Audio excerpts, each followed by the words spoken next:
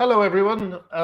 We today had some very disappointing news that Sarah Jane Baker was found not guilty of, well, I'm actually not sure what the exact charge was, which is one reason why we're speaking to Heather right now, who has been at the trial today.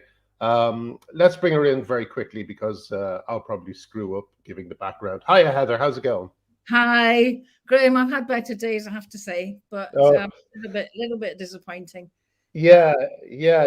Yesterday, I tweeted something like, "Finally, a violent trans rights activist might be answerable for their actions." But of course, it was not to be. And as we found out today, there's actually an investigation going on to two people who were having a conversation in a hostel or something, where one said to the other, "Men are men, and women are women."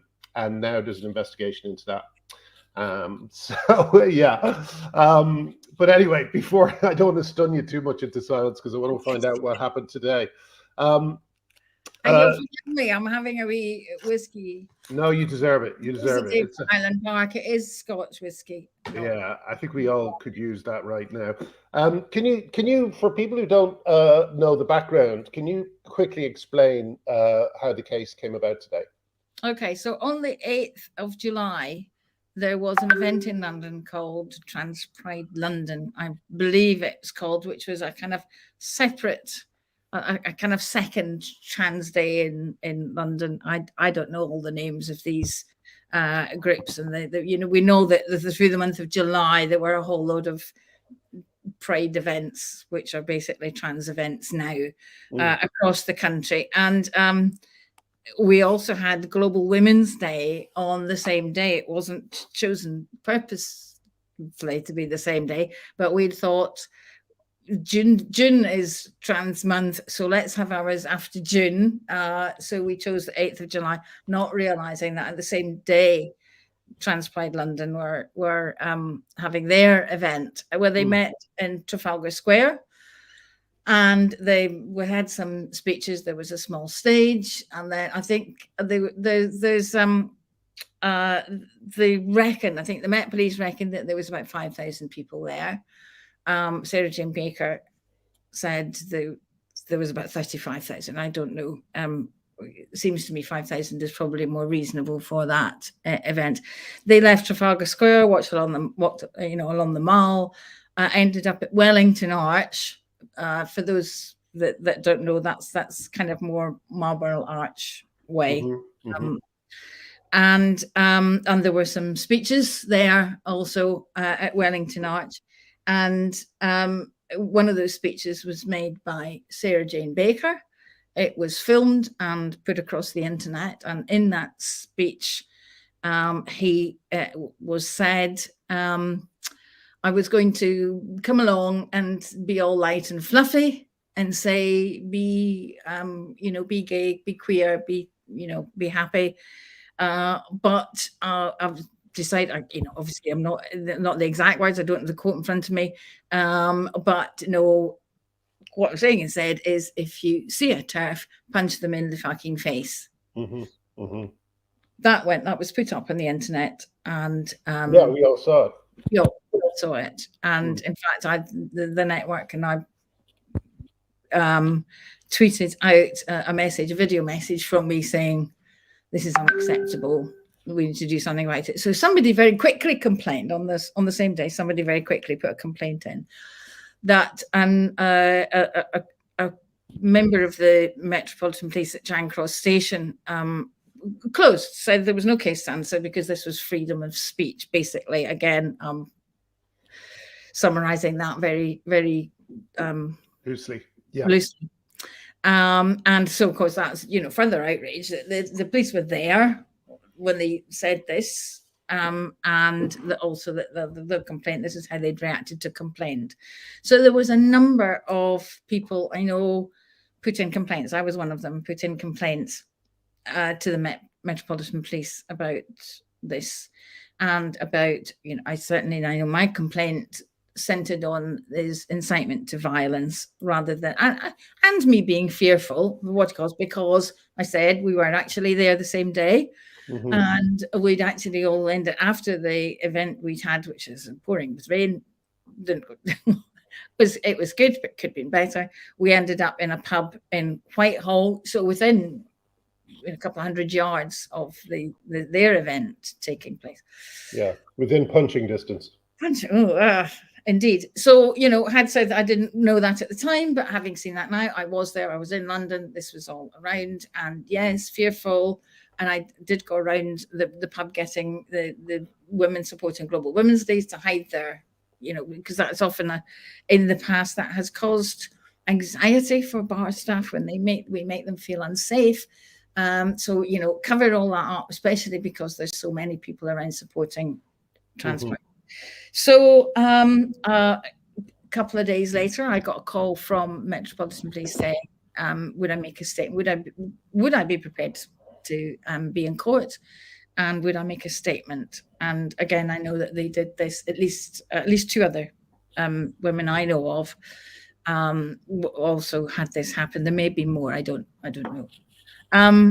So I did. I made a statement, made a fuller statement, and that was signed off. Off it went, and he was up on charges of following that. We learned that he was on charges of use of threatening, abusive, insulting words, behaviour to cause harassment, alarm, and distress. So it was quite a low level of public order offence, apparently, fairly low level. But the principle was something was now happening about it. I'd been I didn't talk with the other witnesses about it. One of the others wasn't able to attend in the end because she was going to be on holiday when dates were set. So then that just left two of us. So I just made sure, for the sake of not getting anything wrong, that we didn't talk to each other. And we didn't talk about it. It was very careful, not wanting to be the cause of any technicalities, technical problems with the case. Sure. So that went on, and then so it went up before the court to set the trial date, set the charge, and the charge was on the 22nd. That was just last week. Was the latest. The charge was changed, and it was changed from this low level, causing offence, to something more serious. And I'll read it out. It was the offence of intentionally encourage, assist the commission of a summary offence serious under the Serious Crime Act 2007. And that was confirmed on the 22nd. And the CPS informed that the new offence has been preferred, which better suits the facts of the case. Right. So presumably, if this is a more serious charge that was being levelled at him, that would have been harder to prove today, I guess. Well, one would think. Actually, I think, knowing what I know now, I think the lower level charge would have been easier to prove. So do you think this might have been deliberate that they changed it? So I don't want to say.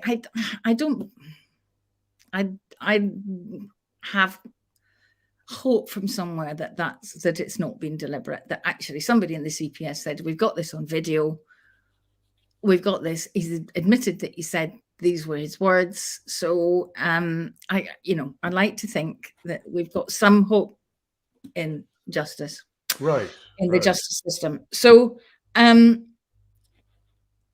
so I was set to be a witness today, and had lots of information from victim support, in contact, did I need any extra help whatsoever?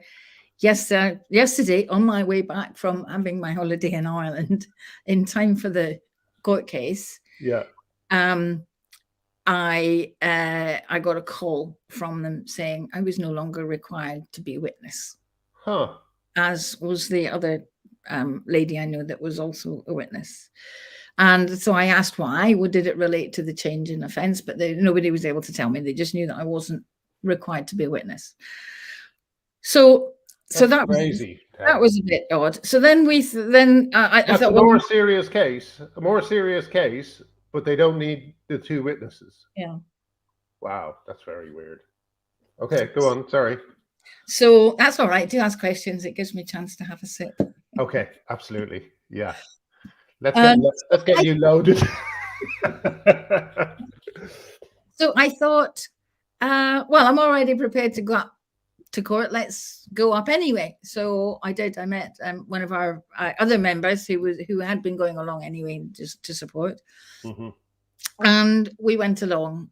It was in the City of London Magistrates Court, and we were to a lovely lady from Tribunal Tweets turned up, although they were still in doubt whether they were allowed to live tweet or not. I don't think that was even confirmed through it, but she took notes, and I think they will be tweeting out something, so you'll be able to see the conversations that were had and the case.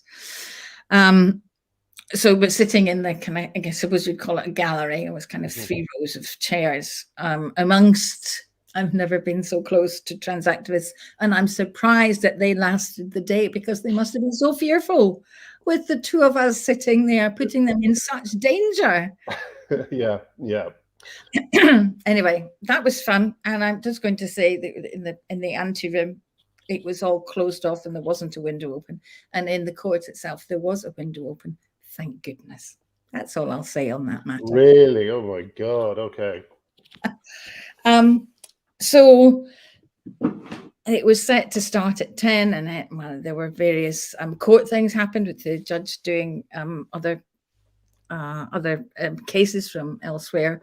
So it was a bit patchy throughout the morning, and they were dealing with the morning dealt with the technicality. Now, the technicality was, interestingly enough, that the defense said that the prosecution hadn't declared what, I can't remember the right word for it, declared all the information. What was it? No, sure. Some procedural thing about was it a procedural thing? Disclosure. It was right. Disclosure. And we got to the bottom of this, and what they said was that the email from the original policeman in Charing Cross who dismissed the complaint wasn't in the pack, the disclosure pack, and it should have been. And why then? What was the course of what was the discussion that changed it from being dismissed by the Metropolitan Police to being then taken up by the Metropolitan Police? And they wanted to understand what the decision making had been around that. Now, it was apparently the document was in the disclosure pack, but it hadn't been pointed out particularly because the prosecution felt that it wasn't of material evidence in their case. So it was part of the pack, but it didn't have an arrow going, you need to see this, because it didn't affect any of the sides. So we spent the morning, and the judge ruled that there was no material effect. Yeah. So there we go. That was a matter of, but I don't know, their attempts were there to try and get a technicality. So came back in after lunch, and the trial went ahead. It was about 45 minutes prosecution, about 45 minutes more than that in defense.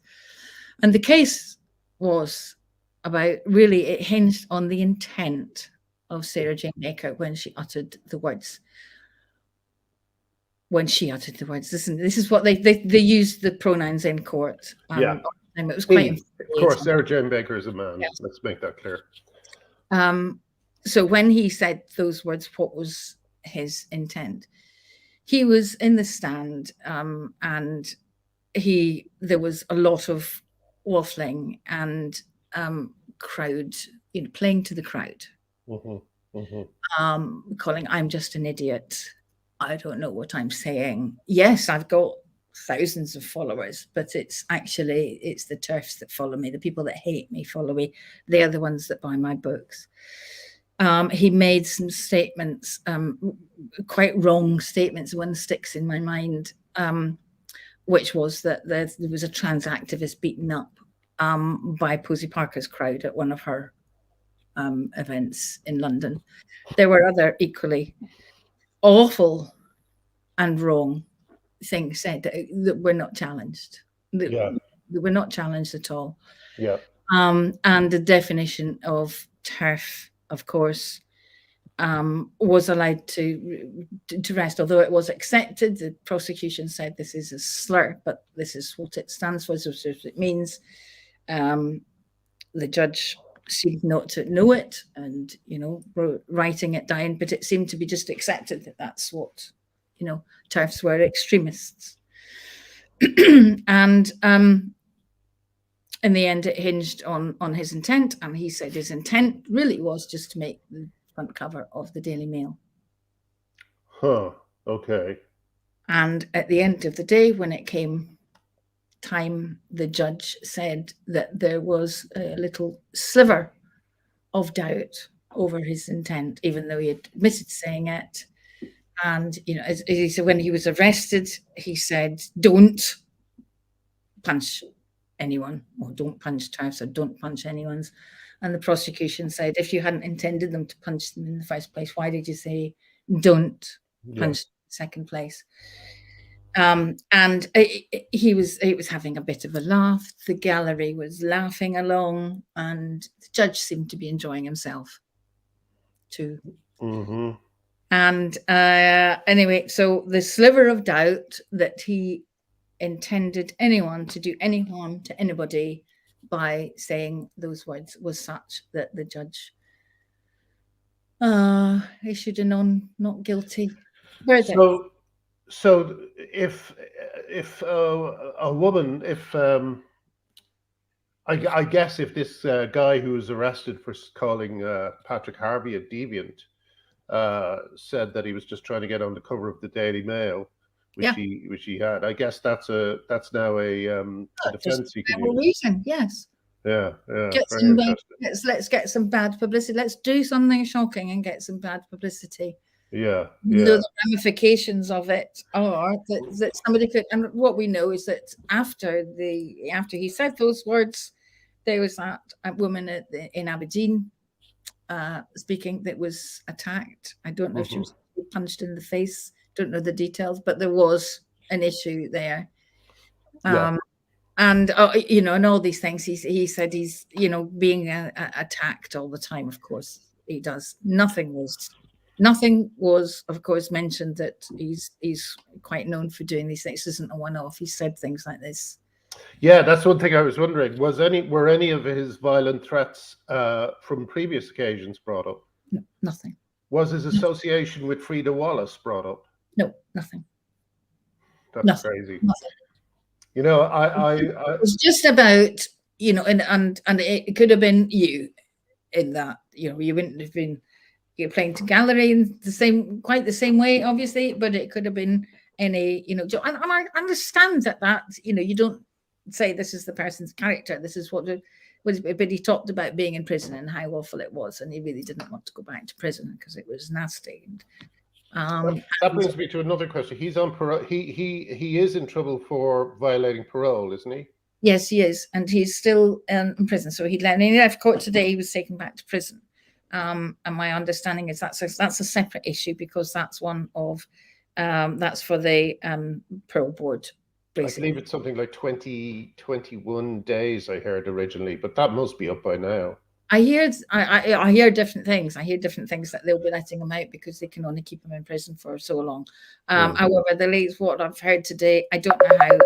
Sorry to call that. I don't know how accurate it is, but that he'll be in front of some review panel or parole board in a few months' time. And this will be considered, the fact that he's had been charged with this, and so therefore, it's crime adjacent. Are you able to contact the parole board? Well, yes, we can write to the parole board, of course. I did try and find out from the legals that were there today what course of action was there. Was there was there a possibility of appealing this, or just what status do I have as one of the original complainants that is taking this forward?